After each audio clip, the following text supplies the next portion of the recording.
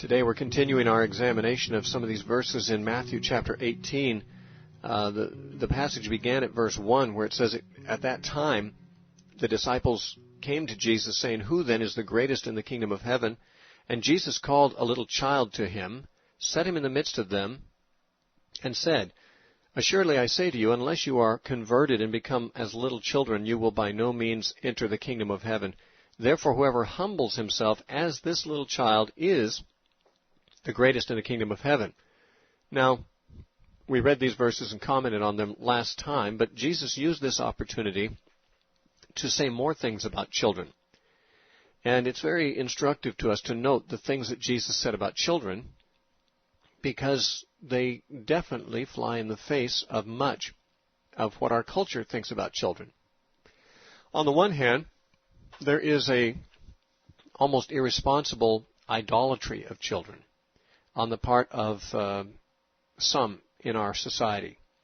There is a sense in which some feel that the self-esteem of children must be preserved at all costs, and that if a child is scolded or disciplined or corrected or deprived of anything, that may be, depending on the interpreter, it may be interpreted as abuse of a child.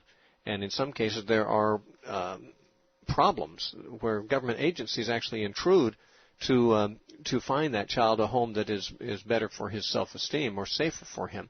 Now, no doubt there is such a thing as criminal acts against children. I will not deny this.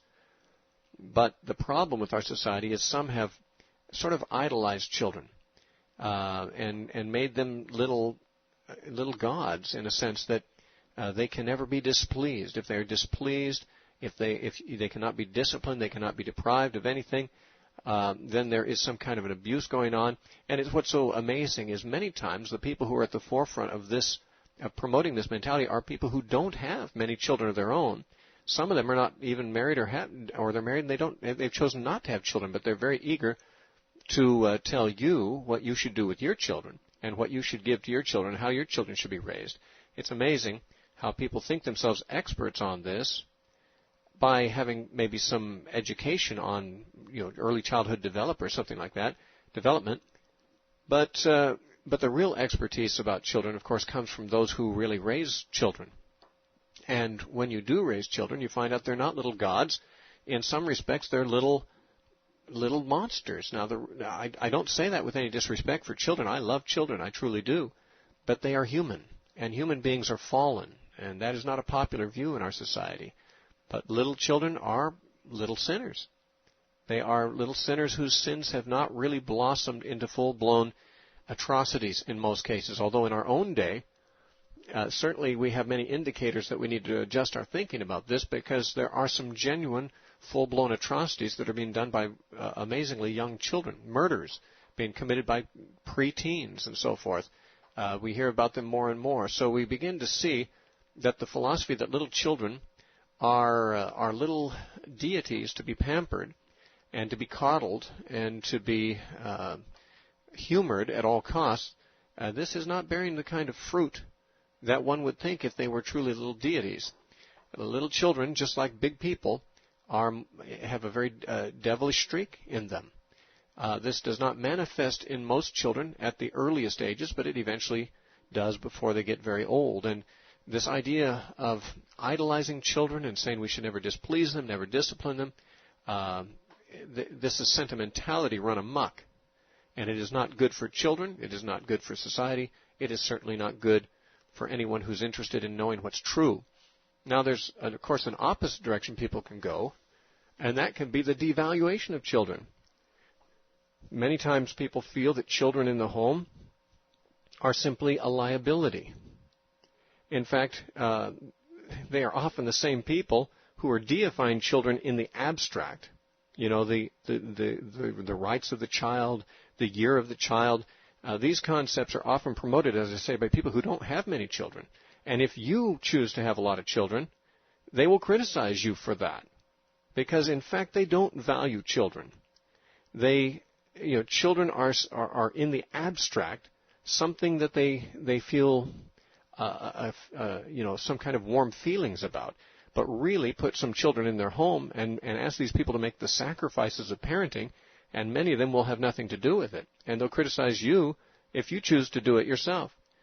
In this case, we see, in some cases, in the same parties, the double wrong attitude toward children, the idolatry of children in the abstract, and the actual rejection of children as real guests in the home or real participants in the home. They don't want them in their home. Many people see children as a financial liability, and they never realize, of course, that children do grow up into being, big people, and a long time before they're full grown, they can be tremendously valuable contributors to the family. But the point is, children aren't, even if they are a financial liability, the Bible indicates they have great value. Their value is not that of deities. Their value is that of people, and people are a mixed blessing. On the one hand, most people in their lifetime produce more than they consume, and therefore the net result of their existence is prosperity to society and to themselves. And therefore, when people say, well, if you have a lot of children, we'll use up the world's resources, that simply has no bearing, no basis in truth. It is demonstrable that where there are more people, there is more food produced, and each person produces more than he consumes. So the net result is prosperity to the planet when there are more people, if they are productive people. And there's every reason to believe that most people can be. Some, of course, are born with handicaps that make it hard for them to produce as much as they consume, but at the same time, that is not an argument against them being born. The point is, people are valuable because they're in the image of God, but you have to have caution about people because they are fallen, and they are sinful, and they can do great harm. And because of that, little people, little children, need to be welcomed as a valuable treasure of little things in the image of God with tremendous potential to bring blessing and to bring honor to God and blessing to man. But they also have to be treated as little persons who are fallen and who need to be guided and who need to be, time needs to be given to their cultivation. They need to be trained. And, this is a sacrifice. And you only make sacrifices for things you value. And I suspect that when we see families where neither parent stays home to raise their children, or families that just decide not to have children, no matter how much they may protest that they love children, they may love children in the abstract, but they don't love any particular children very much, it seems to me. If a person, farms out their children, lets somebody else raise them, so that I can go out and have a double income in my home, that you can protest how much you love your children because you have warm feelings toward them. In fact, absence makes the heart grow fonder. But the fondness of a heart that is absent isn't helping the children all that much. It's much better to have children so near that you sometimes become weary of them, but at least you're there for them and you're helping them day by day. The Bible, of course, instructs parents to do this. In Deuteronomy chapter 6, it says that the Jews were supposed to train their children all the day long. When they rise and when they walk in the way and when they sit down and when they go to bed, they're supposed to be talking to their children about the things of God and training their minds. But no one would do this if they don't value children as little important things, little important people that are made in the image of God with tremendous potential. And yet we know that every child has potential for both good and for harm, for immense good if trained properly and if they choose the right way, but for immense harm if their training is neglected and if they choose the wrong way. Now, Jesus had a number of things to say about children, and quite a few of them are right in this context. After the verse about needing to be humble like a little child, he says in verse 5, this is Matthew 18:5, whoever receives one little child like this in my name receives me. But whoever causes one of these little ones who believe in me to sin, it would be better for him if a millstone were hung around his neck and he were drowned in the depth of the sea. Then a little further down the same passage, in verse 10, he says, take heed that you do not despise, and the word despise means lightly value, one of these little ones. For I say to you that in heaven their angels always see the face of my Father who is in heaven. Now we're going to stop right there, because those are several statements Jesus made about children in this context. The context, of course, was first of all the disciples arguing among themselves as to who was the greatest. And Jesus says, well, the greatest is the one you would least suspect. The person in the home who's most likely to be overlooked or whose contributions are not likely to be valued, the little child, the one who is more of a liability on the family's finances than an asset, the one who is a consumer always and never a producer, that little child who is totally dependent on the generosity of the parents, that little child in some respects is the kind of person that all of us must become again. Now, not in the sense that we become social parasites, but in the sense that we are totally dependent on God, and we cannot in any sense attribute anything to ourselves that is good, that is accomplished. We don't see ourselves as significant or major contributors to God's well-being. It is rather the other way around. God is the one who makes all the contributions to our well-being. And until we have that shift, that conversion of our thoughts, we really aren't fit to enter the kingdom of heaven. Now, having spoken about children in this way, Jesus has a few other things to say about them.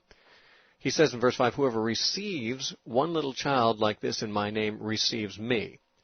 In other words, if you are of a mind to overlook or to neglect or to reject children, Jesus says, in a sense, you're rejecting me. Now, why is that? I believe, and not all Christians do believe this, there are some theologies that take a very different view than this, but I believe that all children, very little, small children, are God's children. Now, this is not to deny the true doctrine that they are born with an inclination to sin. I believe that we're born with a sinful nature. And this sinful nature expresses itself in sinful behavior. And that sinful behavior sets us against God and ultimately condemns every man who commits sin, which is everybody. But at the same time, I believe there is a stage in life early on where the child is not aware of good and evil. The reason I say that is because in Isaiah chapter 7 it specifically mentions a baby that would be born, and it says, before the child has the knowledge to reject the evil and to choose the good, then these two kings will be taken from you. He's talking about the child at a young age would reach the ability to choose good and to reject evil. At a very early age, I don't think children have that intrinsic moral accountability. They may indeed be sinners. They may indeed be behaving in a way that is not acceptable in the sight of God, but their total ignorance of right and wrong, as it were, grants them an immunity from the punishment that would normally come upon them. Now, this is different than the theology of many. Many people believe that all children are born lost, going to hell, and if they happen to die before they accept Christ, well, then they must go to hell because they're born lost. I don't find this taught in Scripture. Jesus said on another occasion, this is after the passage we're looking at, it's in chapter 19, Jesus said, do not forbid the little children to come to me, because of such is the kingdom of heaven. He said that the little children were those that the kingdom of heaven really belonged to. They were, the kingdom of heaven is made up of these little children. He certainly seemed to be saying that these little children belong to the kingdom. Now, even here, Jesus said, if you receive a little child in my name, you're receiving me. Now, there's a time later on in Matthew 25 when Jesus said that inasmuch as you did it to the least of these, my brethren, you did it to me. And inasmuch as you did it not to the least of these, my brethren, you did it not to me. What he's talking about, of course, is his brethren who are Christians. And what you have done to Christians or failed to do to them is done or failed to be done to Jesus, because he is so identified with Christians. They are his body. They are part of him. And what you cannot do something to Christians, but you have done it to him. In fact, he specifically says, what you have done to the least of these, my brethren. Now, he could very well be meaning the least important or the youngest of these, his brethren. But it's the same kind of thought here. If you've received one of these children, you've received me. It seems to be placing a child in the same status with God as a Christian is. Even though the child may not have had the wisdom or the maturity to become a Christian, that child, Jesus identifies with it like he identifies with members of his own body. So that to receive the child is to receive Jesus himself. Furthermore, in verse 10, he says this, "Take heed that you do not despise one of these little ones, for I say to you that in heaven their angels always see the face of my Father who is in heaven." Now, it sounds to me like Jesus is saying that the children have guardian angels.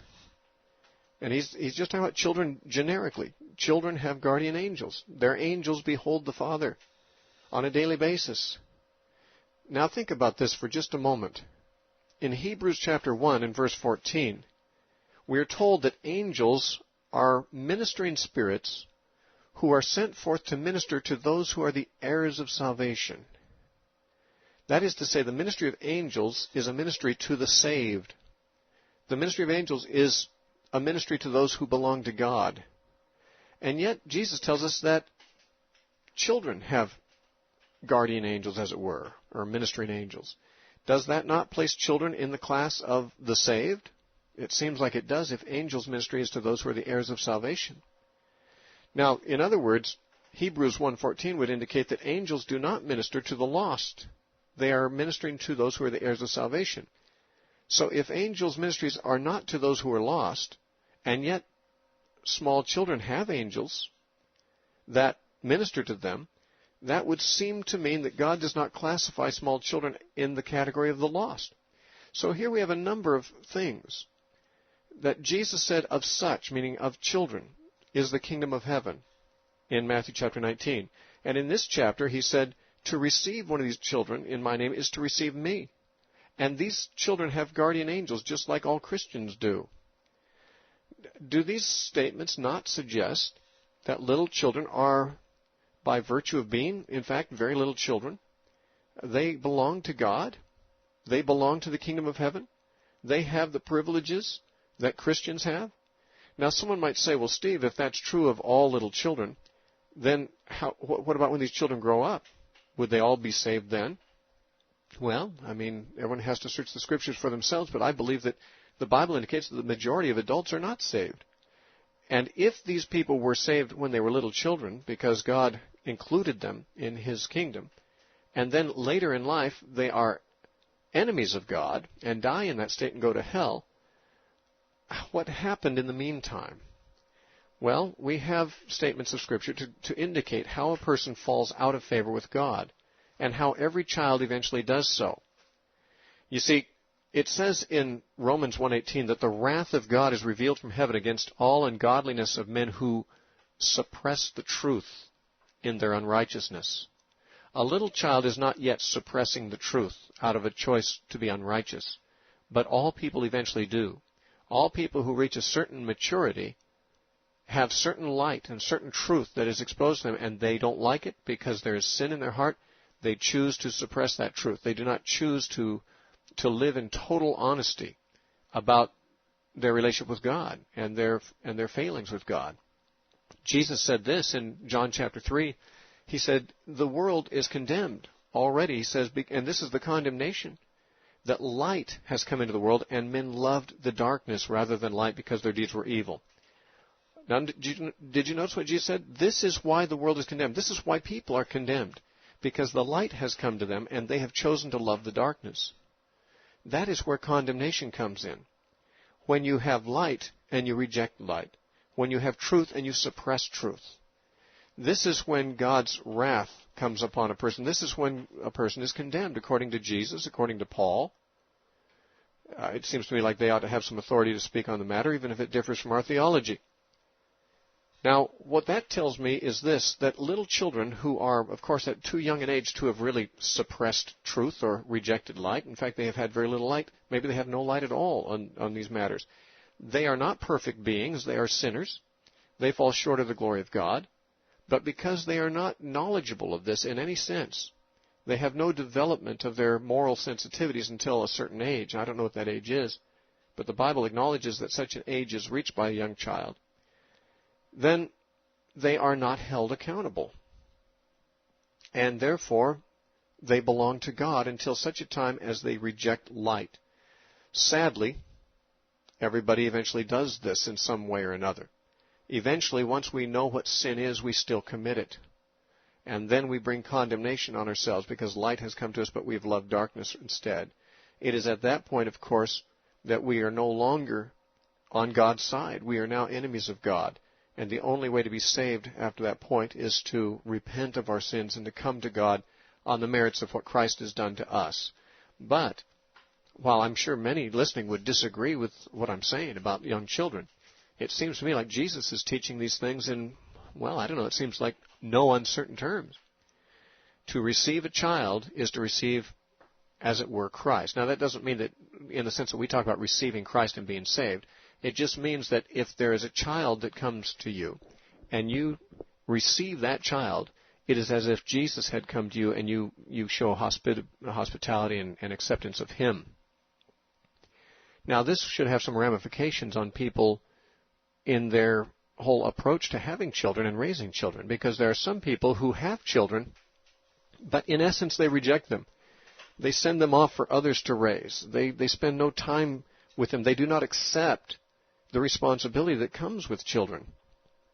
They don't want the children to cramp their style. They don't want to have their lifestyle or their standard of living impinged upon by the coming of children. You might as well say you don't want your standard of living impinged on by the coming of Jesus to your home. Because Jesus said, if you receive a child, you receive me. There are those who say, we don't want children at all. Now see, there's not only people who have had children and basically live as if they haven't had them, and let those children interfere almost not at all with their life. That is a great sin. But there are those who go further and say, we don't want to have any children at all.